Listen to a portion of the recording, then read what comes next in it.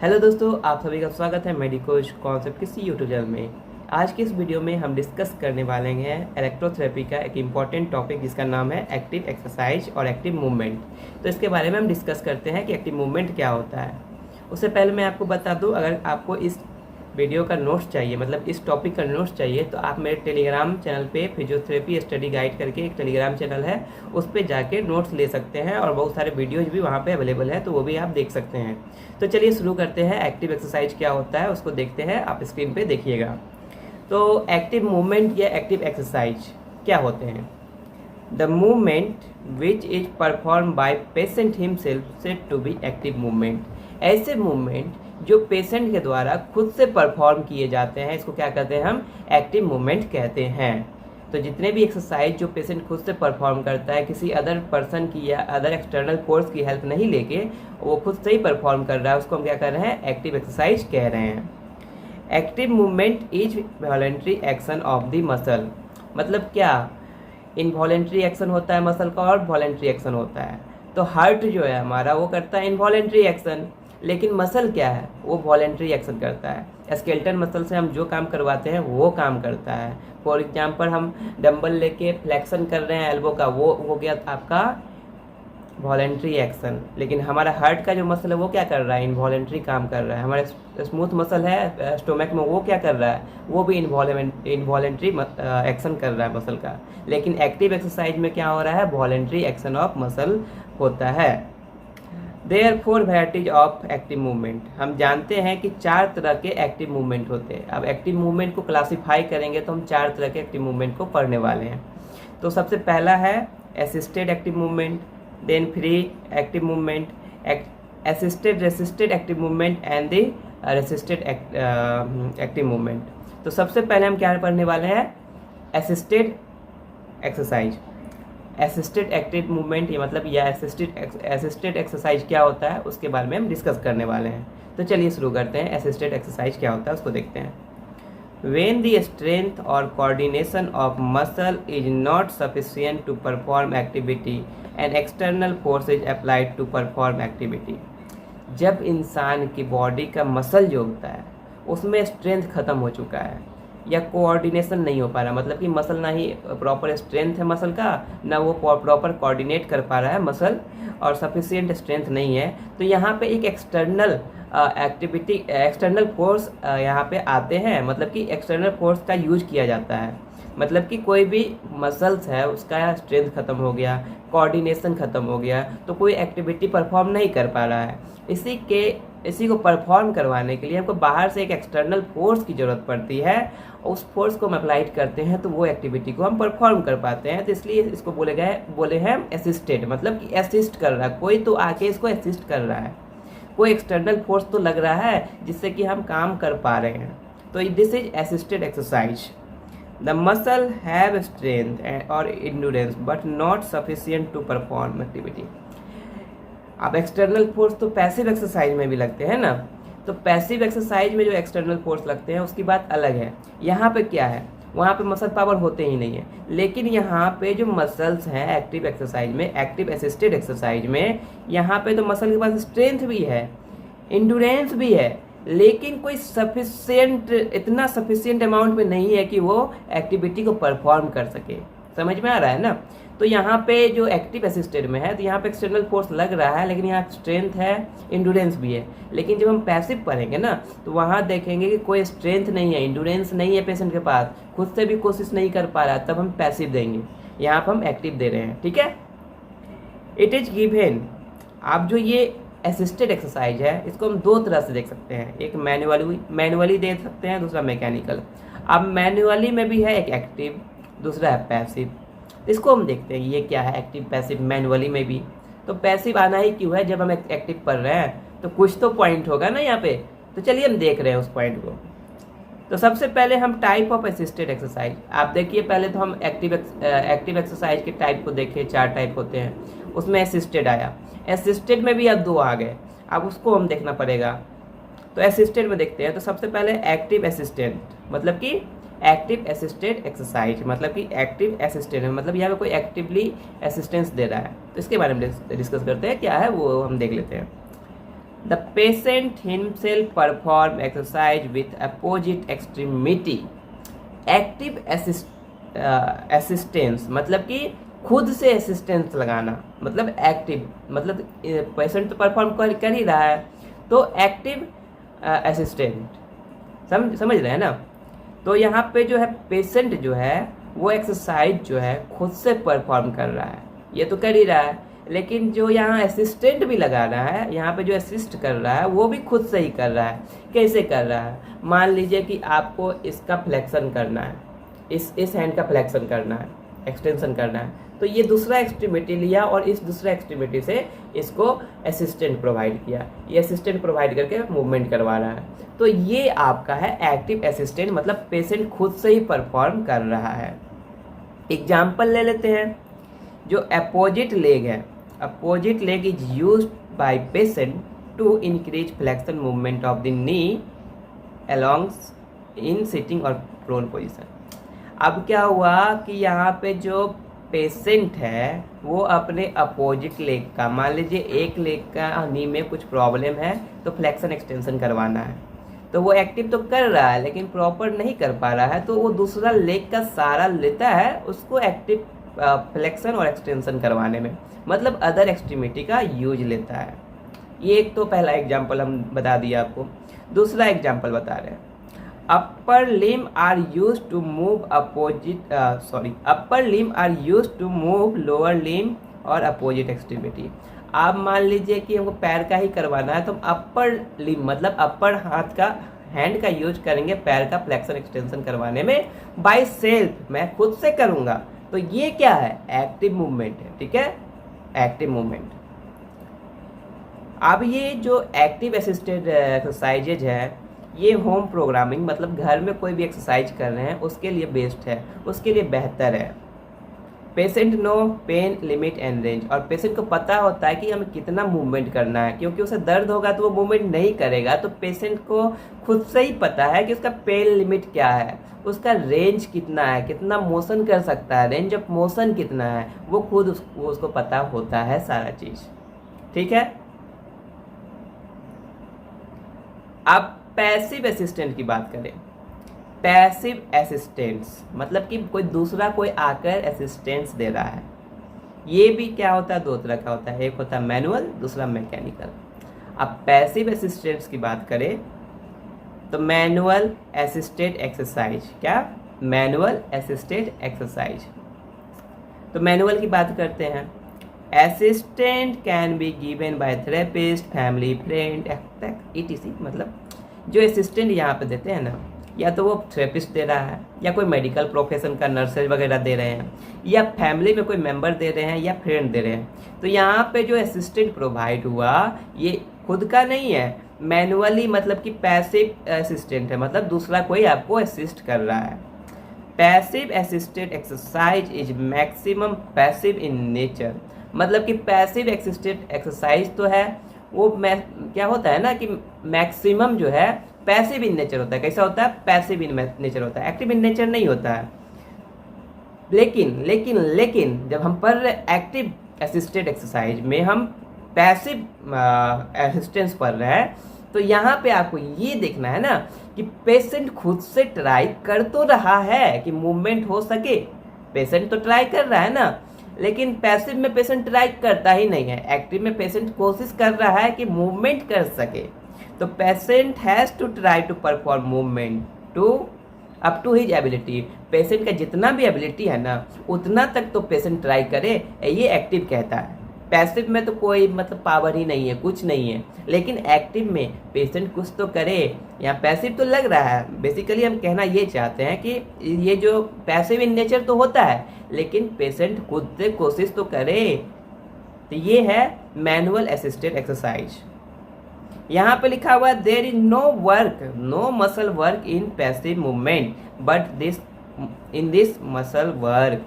Passive movement में कोई muscle work नहीं करता, कोई काम ही नहीं करता है, लेकिन यहाँ पे तो वो काम कर रहा है, यहाँ पे जो है वो काम कर रहा है।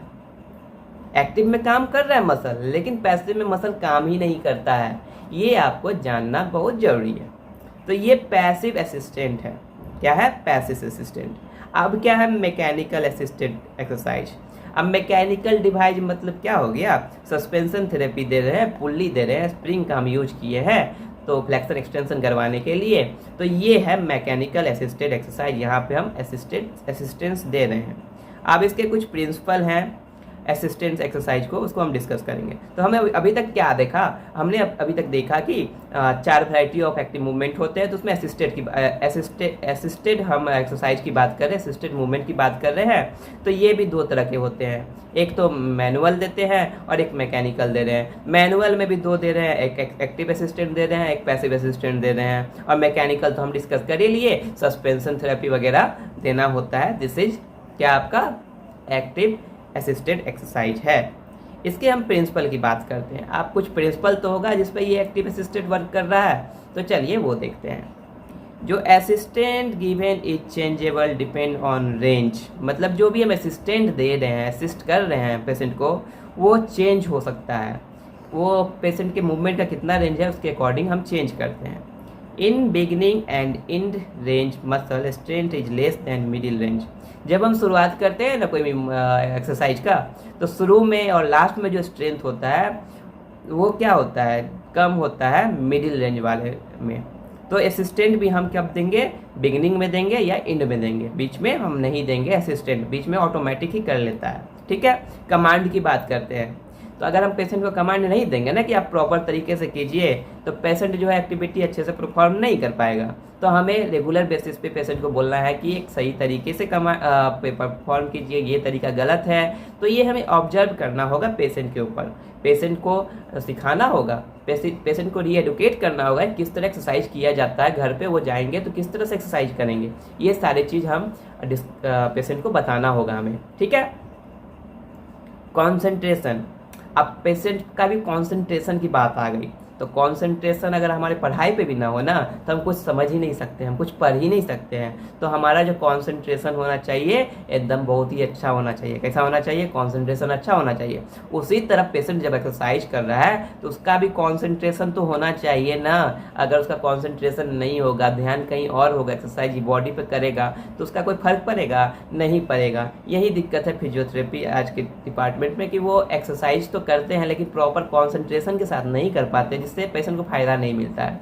तो ये थेरेपिस्ट का कर्तव्य बनता है कि पेशेंट को बोले कि कॉन्सेंट्रेट लगा के करें, एक्सरसाइज जो है कॉन्सेंट्रेट लगा के करें। ठीक है, इसके बाद है स्पीड। अब स्पीड क्या होना चाहिए, अब स्पीड हम बोल रहे हैं ना, तो स्पीड जो है वो असिस्टेड एक्सरसाइज का वो स्लो होना चाहिए। शुरू में धीरे धीरे करना चाहिए, धीरे धीरे इंक्रीज कर सकते हैं। लेकिन अगर अचानक से इंक्रीज कर दीजिएगा, तेजी से रीच करने लगेगा, तो पेशेंट जो है थक जाएगा, उसका मसल जो है फैटिक हो जाएगा। लेकिन पेशेंट जो है और उस चीज़ को कोप नहीं कर पाएगा, मतलब पेशेंट उसको बर्दाश्त नहीं कर पाएगा, वो थक जाएगा, बोलेगा कि थेरेपिस्ट बेकार है, मुझे दर्द करवा दिए, दिस दैट। तो आप शुरू में स्लो करवाइए एक्सरसाइज, धीरे धीरे ही मसल का पावर बढ़ता है, इंड्योरेंस बढ़ता है। वो प्री रेसिस्टिव एक्सरसाइज में आपको बताऊंगा, उसका अलग से टॉपिक आने वाला है, तो वो नेक्स्ट वीडियो में हम बता देंगे। तो अब इतना हम देख लिए प्रिंसिपल क्या हो गया, तो अब हम यूजेस देख लेते हैं एक्टिव असिस्टेड एक्सरसाइज का। तो सबसे पहले रेंज ऑफ मोशन को इंक्रीज करने में हेल्प करता है। ये हमारे मसल के स्ट्रेंथ, पावर और इंड्योरेंस को भी बढ़ाता है। ये एडहेशन फॉर्मेशन को भी ब्रेक करता है। होता है ना कि जॉइंट चिपक गया है, मतलब कि मूवमेंट नहीं हो पा रहा है, रिस्ट्रिक्ट हो गया है, वो एडहेशन तोड़ता है और उसको इंक्रीज करता है। ठीक है, मसल के स्पाज्म को इंक्रीज करता है। क्या करता है, मसल के स्पाज्म को इंक्रीज करता है, रिड्यूस करता है, मसल के स्पाज्म को रिड्यूस करता है। मतलब जो भी स्पास्टिसिटी है या स्पाज्म हो गया उसको रिड्यूस करता है ये एक्टिव असिस्टेड एक्सरसाइज। ये स्ट्रेच करता है सॉफ्ट टिश्यू को और ब्लड सर्कुलेशन को इंक्रीज करता है, वेनस रिटर्न को भी इंक्रीज करता है इन जॉइंट एंड मसल। तो ये आपका एक्टिव असिस्टेड एक्सरसाइज है। ये पहला एक्सरसाइज खत्म हो गया। अब हम देखने वाले हैं फ्री एक्सरसाइज। क्या देखने वाले हैं, फ्री एक्सरसाइज। अभी फ्री एक्सरसाइज में क्या देखेंगे ना, फ्री एक्सरसाइज देख लेते हैं क्या है free exercise. The exercise which are perform by patient without any resistance और assistance by external force except the gravity is called free exercise. अब फ्री एक्सरसाइज से क्या समझ रहे हैं, फ्री मतलब पूरा फ्री, मतलब कि कोई यहाँ पे असिस्टेंट और रेसिस्टेंट नहीं है, कोई बाहर से एक्सटर्नल फोर्स काम नहीं कर रहा है, एक्सेप्ट ग्रेविटी। सिर्फ और सिर्फ यहाँ पे क्या काम कर रहा है, ग्रेविटी काम कर रहा है। तो ये एक्सरसाइज जो है पेशेंट खुद से ही परफॉर्म करता है, लेकिन यहाँ पे कोई भी मैनुअल, कोई भी मैकेनिकल डिवाइस का यूज नहीं किया जा रहा है। ये पूरी फ्री है। ये जो एक्सरसाइज है पूरी फ्री है। जो एक्सरसाइज जो है पेशेंट कर रहे हैं विदाउट एनी रेसिस्टेंस और रेसिस्टेंस, कोई भी रेसिस्टेंट की जरूरत नहीं पड़ रही है, कोई भी असिस्टेंट की भी जरूरत नहीं पड़ रही है, कोई भी एक्सटर्नल फोर्स का जरूरत नहीं पड़ रहा है, सिर्फ और सिर्फ यहाँ पे ग्रेविटी लग रहा है। तो ऐसे एक्सरसाइज को हम कहते हैं फ्री एक्सरसाइज। ठीक है। एडवांटेज क्या होता है? तो ये जो फ्री एक्सरसाइज है इसका एडवांटेज ये है कि ये हम होम प्रोग्राम, मतलब जब घर पे एक्सरसाइज करते हैं तो उसमें बेनिफिशियल होता है। ठीक है। पैसिव वाले में तो हमें जरूरत पड़ जाएगी किसी न किसी थेरेपिस्ट की, लेकिन यहाँ पे जरूरत नहीं है, तो इसको समझना होगा। ठीक है। अब ये नॉन डिपेंडेंट ऑन एनीवन, इसका एडवांटेज ये भी है कि हम किसी पर डिपेंड नहीं होते। क्या होते हैं? डिपेंडेंट नहीं होते किसी पर। ठीक है। अब डिसएडवांटेज, अब क्या होता है ना कि फ्री एक्सरसाइज है, पेशेंट को बोल दीजिए कि कर लेगा, ऐसे ऐसे कीजिएगा, लेकिन कभी कभी क्या होता है ना, पेशेंट थोड़ा समझ नहीं पाता चीज़ों को और वो इनप्रोप्रिएट, मतलब कि सही तरीके से एक्सरसाइज को नहीं कर सकता है। ये एक डिसएडवांटेज है। ज़्यादा कोई दिक्कत नहीं है, पेशेंट को सिखाना है, अच्छे से सिखाना है, सब कुछ सिखाना है पेशेंट को। ठीक है। There two type of free exercise. अब 2 तरह के फ्री एक्सरसाइज होते हैं। कितने तरह के फ्री एक्सरसाइज होते हैं? 2 तरह के। अब हर चीज़ को डिवाइड किया गया है, एक्टिव असिस्टेंट, असिस्टेंट्स में भी एक्टिव हो गए, पैसिव हो गए। अब यहाँ पर भी फ्री एक्सरसाइज की बात करें तो यहाँ पर भी 2 तरह के होते हैं। एक होता है localised, general body, localised free exercise and general body free exercise. तो सबसे पहले हम देखने वाले हैं लोकलाइज्ड। लोकलाइज्ड क्या होता है? लोकलाइज्ड जो एक्सरसाइज होता है ना, it is perform to improve one particular joints और to increase strength, power and endurance of one group और पार्टिकुलर मसल। अब लोकलाइज्ड मतलब लोकल एरिया, आपका भी कोई लोकल एरिया होगा, आप भी लोकलाइज्ड एरिया के होंगे, तो आप लोकल एरिया के उसी एरिया को आप देखते होंगे। उसी तरह जो ये लोकलाइज्ड फ्री एक्सरसाइज है ना, ये भी परफॉर्म किया जाता है पेशेंट के द्वारा। पेशेंट तो खुद से ही परफॉर्म कर रहा है क्योंकि एक्टिव एक्सरसाइज है। अब ये जो पेशेंट परफॉर्म कर रहा है वो किसी एक फिक्स ज्वाइंट पे कर रहा है। एक फिक्स ज्वाइंट पे, मान लीजिए एल्बो ले लिया, तो वो अब एल्बो का फ्लेक्शन एक्सटेंशन कर रहा है, तो उसका जो रेंज होता है, ज्वाइंट का रेंज ऑफ मोशन होता है, उसी रेंज ऑफ मोशन में वो परफॉर्म करेगा। ठीक है। तो ये एक पार्टिकुलर ज्वाइंट का रेंज को इंक्रीज करने के लिए किया जाता है लोकलाइज्ड फ्री एक्सरसाइज, और स्ट्रेंथ, पावर, इंड्योरेंस जो होता है किसी भी ग्रुप ऑफ मसल और पार्टिकुलर मसल, उसको इंक्रीज करने के लिए ये किया जाता है। स्ट्रेंथ को इंक्रीज करते हैं, पावर को इंक्रीज करते हैं और इंड्योरेंस को हम इंक्रीज करते हैं। ठीक है। तो ये लोकलाइज्ड है। एग्जाम्पल, नी जॉइंट एक्सरसाइज, नी को हम ले लेते हैं, उसका एक्सरसाइज कराते हैं, फ्लेक्शन एक्सटेंशन करवाते हैं। ठीक है।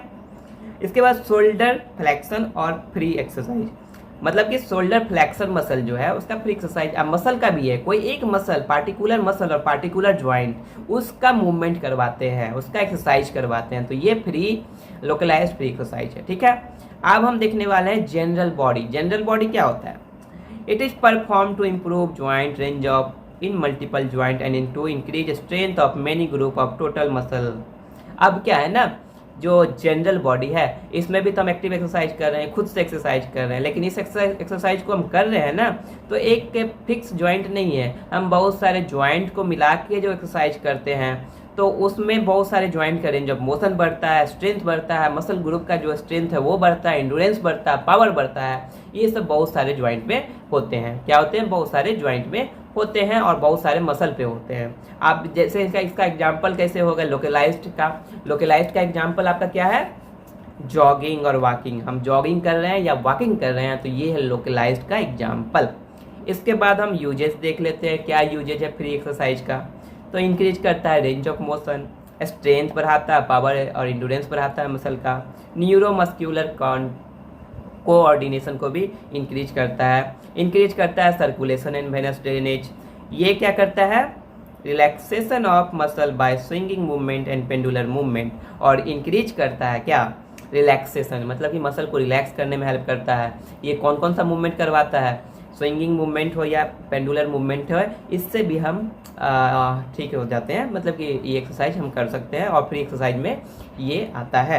इसके बाद क्या करता है? ज्वाइंट के एडहेरेंस को तोड़ता है। मैंने पहले भी बताया था, जो स्टिफनेस हो जाती है या अकड़ जाती है उसको हटाने के लिए इसको यूज किया जाता है। ये क्या क्या करता है, ये कार्डियो रेस्पिरेटरी फंक्शन को भी ये ब्रेक करता है, क्या करता है, रेगुलेट करता है कार्डियो रेस्पिरेटरी फंक्शन को। तो ये था आपका free exercise, active exercise, free exercise. अब रेसिस्टेड एक्सरसाइज क्या पढ़ेंगे, रेसिस्टेड एक्सरसाइज। तो रेसिस्टेड एक्सरसाइज क्या है, तो यहाँ पे कुछ रेसिस्टेंट लग रहा है, क्या लग रहा है, रेसिस्टेंट लग रहा है। तो एक्टिव एक्सरसाइज में हम पढ़ लिया असिस्टेड एक्सरसाइज, फ्री एक्सरसाइज। अब हम रेसिस्टेड, क्या, रेसिस्टेड, अब हम पढ़ेंगे रेसिस्टेड एक्सरसाइज। ठीक है, जो रेसिस्टेड एक्सरसाइज होता है ना, ये क्या होता है, तो यहाँ पे कुछ रेसिस्टेंट तो लग रही है, क्या लग रही है, रेसिस्टेंट लग रही है। द अपोजिंग मैनुअल और mechanical resistance is used to perform activity. ये एक्सरसाइज तो हम खुद से कर ही रहे हैं, लेकिन एक अपोजिट बाहर से कोई मैनुअल और मैकेनिकल रेसिस्टेंट का यूज किया जा रहा है, जिससे कि हम एक्सरसाइज को कर रहे हैं। ठीक है, अब कैसे हम कर रहे हैं इसके बारे में हम डिस्कस करेंगे। तो ये भी दो तरह के होते हैं, एक होते हैं मैनुअल रेसिस्टेड एक्सरसाइज, एक होते हैं मैकेनिकल। तो मैकेनिकल समझ ही रहे हैं, कुछ बाहर का जो डिवाइस होगा उससे हम कर रहे हैं। मैनुअल के बारे में देखते हैं। तो मैनुअल रेसिस्टेड एक्सरसाइज क्या है, आप बाहर से कोई तो रेसिस्टेंट लग रहा है ना, तो in this resistant can be given by therapist, family और फ्रेंड। इसमें क्या हो रहा है कि जो रेसिस्टेंट दिया जा रहा है, या तो वो थेरेपिस्ट के द्वारा दिया जा रहा है, फैमिली के द्वारा दिया जा रहा है, या किसी फ्रेंड के द्वारा दिया जा रहा है। The resistant can also be applied by patient himself और विथ और अदर एक्सट्रीमिटी ऑल्सो। और ये ऐसा नहीं है कि कोई बाहर से आएगा तभी देगा। पेशेंट के पास अगर दूसरे हैंड में पावर है तो वो एक हैंड को संभाल सकता है, मतलब कि खुद से खुद का रेसिस्टेंट दे सकता है। तो यहाँ पे कह रहा है कि जो ये रेसिस्टेंट है, ये पेशेंट के द्वारा खुद से भी दिया जा सकता है, या बाहर के कोई बंदे आके उसे दे सकते हैं। Helpful in home programme, manual resisted exercise. ठीक है, इसके बाद है mechanical resisted exercise. Mechanical device are use to oppose active movement of a person active movement कर रहा है, लेकिन मैकेनिकल डिवाइस का यूज कर रहा है।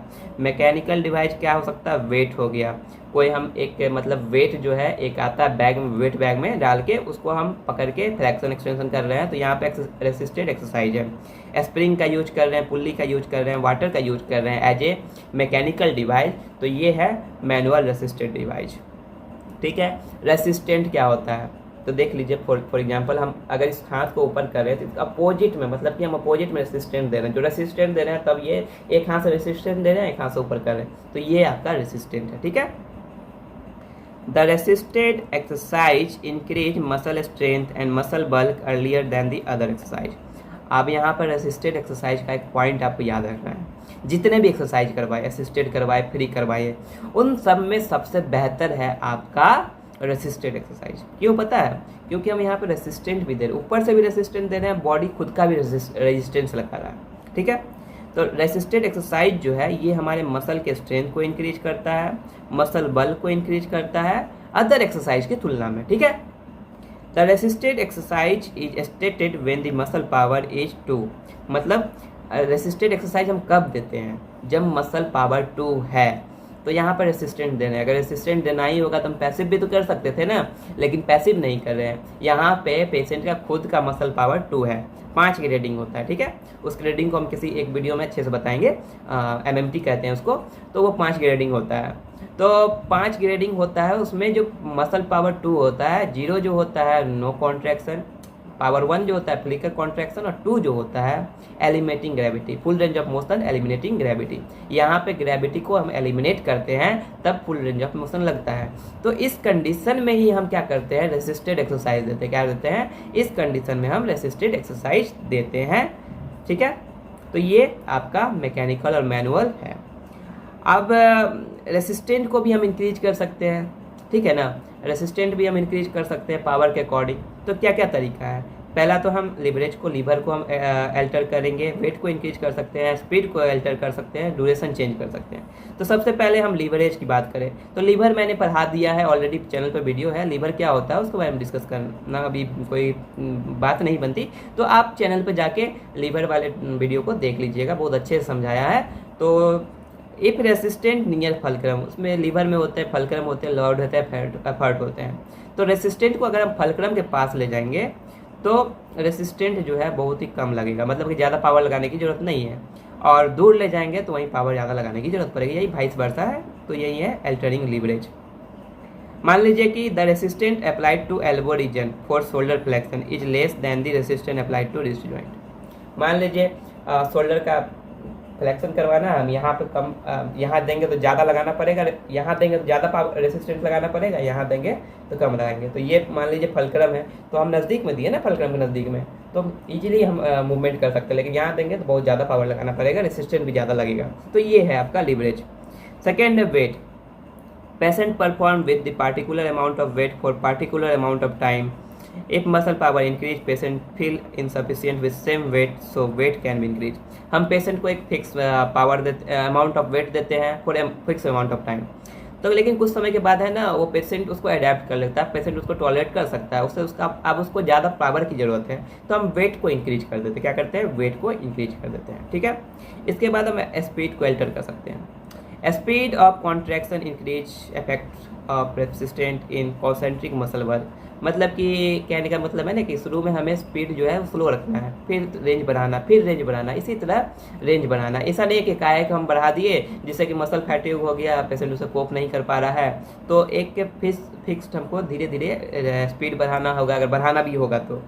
Reducing speed increase power of contraction in eccentric contraction. देखिए यहाँ पे दो है, कॉन्सेंट्रिक मसल वर्क और इसेंट्रिक। कॉन्सेंट्रिक मसल वर्क ये होता है ना कि आपका जो मसल का लेंथ है वो शॉर्टेन होता है, इसेंट्रिक में लेन देन होता है। तो अगर हम स्पीड ऑफ कॉन्ट्रैक्शन इंक्रीज करेंगे तो ये कॉन्सेंट्रिक मसल वर्क में इफेक्ट करेगा रेसिस्टेंट में, और रिड्यूस करेंगे तो ये आपको इसेंट्रिक कॉन्ट्रैक्शन में इफेक्ट करेगा। अब हम यूजेज बता दे रहे हैं किसका? रेसिस्टेड एक्सरसाइज का। रेसिस्टेड एक्सरसाइज का uses, it increase strength of muscle earlier than the other exercise. हम पहले ही बोले हैं रेसिस्टेड एक्सरसाइज जो है वो सबसे ज़्यादा मसल का स्ट्रेंथ को बढ़ाता है as compare to other exercise. तो हम इस एक्सरसाइज को प्रेफर कर सकते हैं। It can be started from muscle power 2 onward, और ये मसल पावर 2 से हम इसको स्टार्ट कर सकते हैं। Strength is directly proportional to tension. जितना स्ट्रेंथ होगा उतना टेंशन क्रिएट होगा इन दी मसल, और ये आपके लिए बहुत ही फायदेमंद है। इंक्रीज इंड्योरेंस ऑफ मसल, और ये जो है रेसिस्टेड एक्सरसाइज ये इंक्रीज करता है इंड्योरेंस ऑफ मसल, और इंक्रीज करता है ब्लड सप्लाई को और न्यूट्रिशन सप्लाई को, और इंक्रीज करता है मस्क्यूलर पावर। पावर जो होता है force into distance by time, ये पावर का फॉर्मूला है, जनरल आप सभी जानते हैं। तो ये 3 एक्सरसाइज है, और एक हो गया एक्टिव असिस्टेड, और इसको हम क्या कह सकते हैं? Pre resisted exercise, progressive resisted exercise. इसको हम नेक्स्ट वीडियो में एक पूरा ही टॉपिक है उसको डिस्कस करेंगे, लेकिन आपको समझा देते हैं प्रोग्रेसिव रेसिस्टेड एक्सरसाइज है। क्या होता है ना कि हमारा मसल के पास कुछ पावर होते हैं। मान लीजिए वो 1 किलो का हम उठा रहे हैं, 1 किलो का वेट को हम 10 बार उठा लिए, ठीक है। अब ये किए, अब कुछ समय के बाद ये 1 किलो तो आप जब हम डायग्नोसिस कर रहे हैं, जब हम हिस्ट्री फिर से ले रहे हैं, उससे पूछ रहे सारा चीज़ ओके है 1 किलो उठाना, हाँ। तो बोला अब हम कोशिश की, अब क्या किया ना, प्रोग्रेस कर दिए, मतलब कि अब 1 किलो की जगह हम 1.5 किलो वजन देने लगे। अब फिर तो वो 1.5 किलो 10 बार कंप्लीट कर पा रहा है कि नहीं कर पा रहा है, उसके बारे में हम डिस्कस करेंगे। तो ये नेक्स्ट वीडियो में प्रोग्रेसिव रेसिस्टेड एक्सरसाइज को हम अच्छे से आपको समझाने वाले हैं। तो वेट कीजिए नेक्स्ट वीडियो का। इस वीडियो को आप दोस्तों के साथ शेयर कीजिए। उम्मीद करता हूँ कि आप लास्ट तक देख रहे होंगे, और आपका ये लाइक शेयर कमेंट मुझे मोटिवेशन देता है वीडियो बनाने के लिए। तो आप शेयर कीजिए, चैनल को सब्सक्राइब कीजिए, क्योंकि इसी तरह के कंटेंट हम लेके आने वाले हैं। तो सब्सक्राइब दिस यूट्यूब चैनल और बने रहिए हमारे चैनल के साथ। और नोट्स वगैरह चाहिए तो आप डिस्क्रिप्शन में चले जाइए, फिजियोथेरेपी स्टडी गाइड चैनल को फॉलो कीजिए टेलीग्राम पे, वहाँ पे आपको नोट्स मिल जाएगा। बिंदास बेझिझक आप एंजॉय कीजिए स्टडी को। धन्यवाद।